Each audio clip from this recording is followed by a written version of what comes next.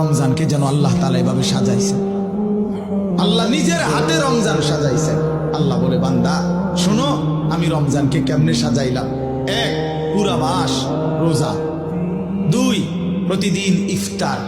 3, প্রতিদিন সাহারি। 4, প্রতিদিন 20 রাকাত তারাবি। 5, শেষ দশকে এতেকাফ।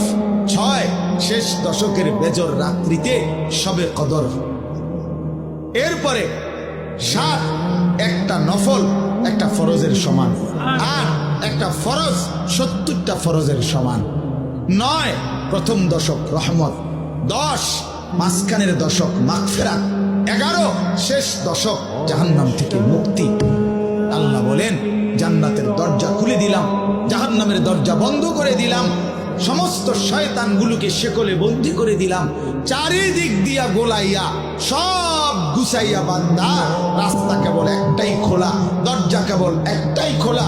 পুরা রমজান রাতে আসো, দিনে আসো, দুপুরে আসো, শুধু আমার গোলামি করবা, গুনাহ ছেড়ে দিবা, আর একটা দরজা দিয়ে সবাই ঢুকবা, শুধুই জান্নাত, শুধুই জান্নাত, শুধুই জান্নাত, শুধুই জান্নাত। কারণ দরজা তো খোলা একটাই, জান্নাতের দরজা, জাহান্নামের দরজা বন্ধ।